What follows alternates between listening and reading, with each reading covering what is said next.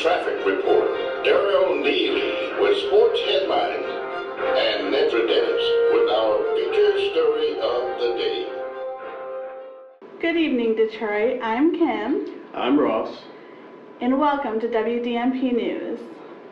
First, we have breaking news on I-94 East tonight. Police and emergency vehicles are on the scene of a 12-car pileup on eastbound I-94 just past Gratiot Avenue. It is being reported that a semi-truck full of live chickens tried to merge onto the expressway at Gratiot, causing a chain reaction accident. Several cars were rear-ended, and the truck tipped over on its side, spilling live chickens and eggs all over the roadway. This has been quite a mess, as more vehicles have been involved in collisions trying to avoid the live chickens that are wandering around the expressway. Emergency workers and volunteers are attempting to round up the chickens. So far, we are receiving reports that 25 people are being treated for minor injuries. However, some of the chickens did not fare so well. Sources say there were at least 300 chickens on the truck, and so far 30 have been pronounced dead at the scene. I suspect foul play in that accident, Kimberly. Also in the news, at 2:45 a.m. today, there was a two-car collision at the intersection of Highway 14 and Gilmore Avenue.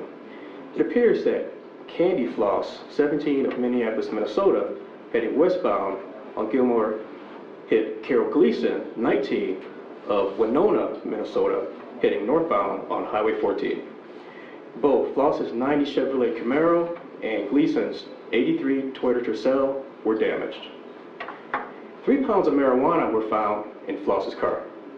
Gleason, a St. Mary's college student, was released from Winona Hospital with only minor injuries. Floss did not require hospitalization and was released at the police station to her parents, Daryl Floss, president of the local school board, and her mother, Stacy Floss. When asked for comment outside the police station, Daryl Floss said, "Get out of my face. My daughter is shaken up and just wants to go home. Look, it's slick out. It was raining." A state trooper at the scene said that Floss, a Winona Senior High School student, just pulled right out in front of the kid from St. Mary's, and that she had more drugs in her car that you could sell in a month. There's no word on any pending criminal charges. I have a feeling this isn't the last we'll hear of this story, Ross. We'll be right back after this break.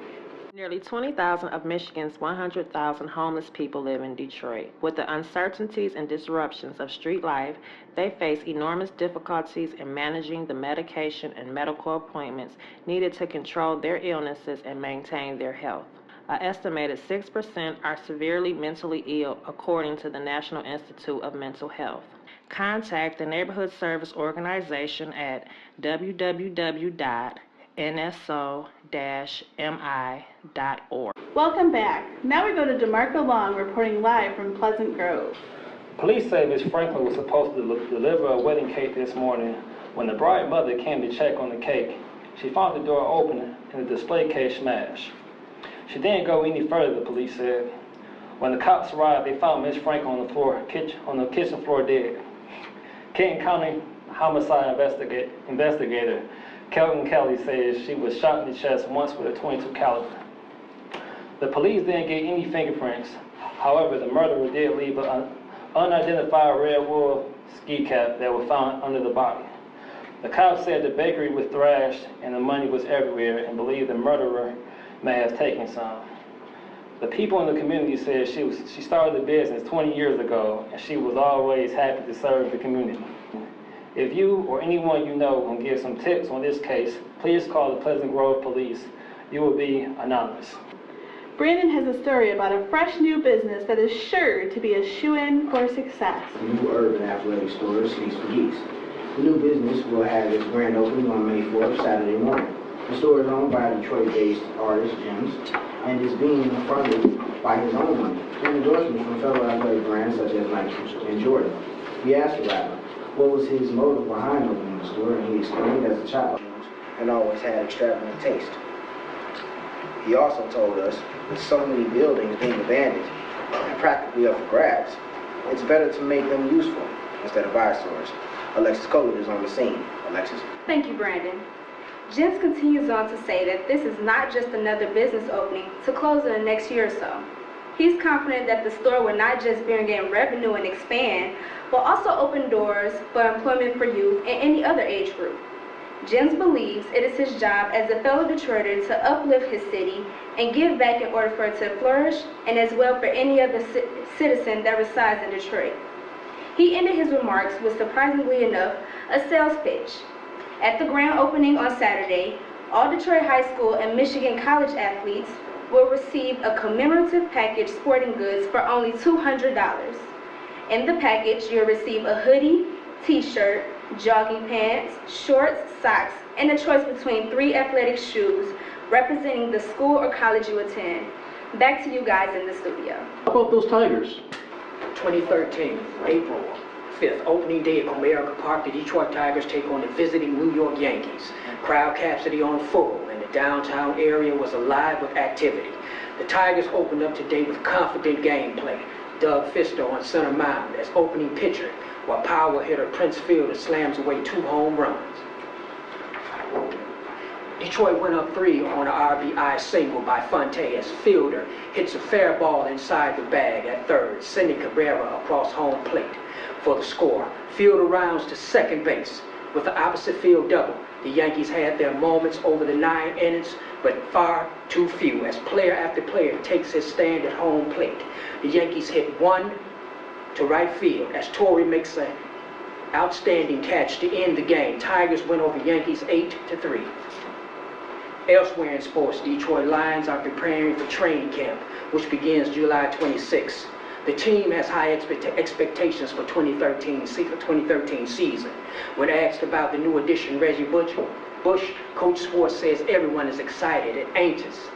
And as far as Reggie, he is enthused to wear the Honolulu blue and silver. Detroit fans say they are looking forward to a new Lions running game. And this is a major boost for the team since Barry Sanders, the Lions running game, has been a bit lackluster and bland. We'll be right back.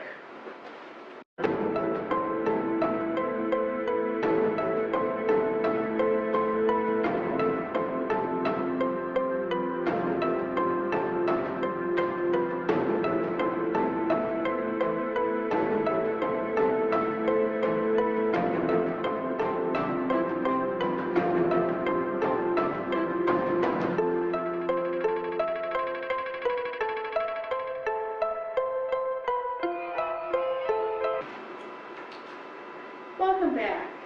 Now we go to Jawan, who's letting us know what's happening in Detroit this weekend. Thank you, Kimberly.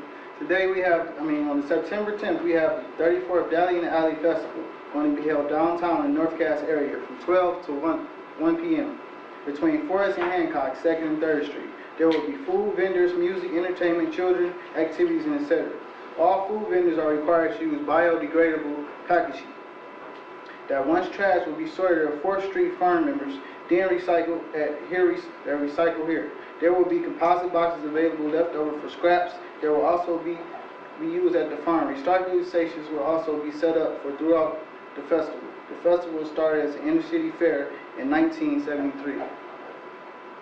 Organized by the North Cass Community Union, the NCCU, a nonprofit organization, the NCCU began as a neighborhood effort to prevent the urban removal of the gorgeous historic buildings in the north side of the forest between 2nd and 3rd by the city of Detroit in 1976. The project gained support when it was discovered in the Horace and Ann Dodge resided in 642 W Forest from 1940 to 1908. When the Horace building and the garage workshop itself from 1905. Giving it back to Kimberly. And now we want to recognize an outstanding member of our community. Professor Gwendolyn West Gonzalez of Wayne County Community College is one of the key professors in the digital media production program. She helps her students learn through real-life experiences and helps them be prepared for a great career in digital media production. With the help of her vast knowledge of the program, students are allowed to have a wonderful experience while preparing for their career. Despite the fact that they have very low resources for what they need to do, she doesn't let that impede her ability to make their learning a great experience and has allowed several students to graduate from this newly developed program at Wayne County Community College. Thank you for that, Kimberly. And now I'd like to introduce Alvin, our political correspondent, with an editorial. This message is concerning the type of politics that's being conducted within the borders of the United States of America, with strong emphasis on the city of Detroit. It is apparent that our local politicians are very adamant about, one, full of apathy and don't care about the needs of the citizens, which is a fully operational city government that can deliver their promises right here, right now in 2013. The mayor and the city council have a never-ending duty, obligation to create and implement new ideas and solutions that would generate long-term resources for the coffers of the city of Detroit so that they may continue to provide city services for its citizens. City services are necessary to maintain the operating infrastructure where the citizens are being provided and what they need on a daily basis.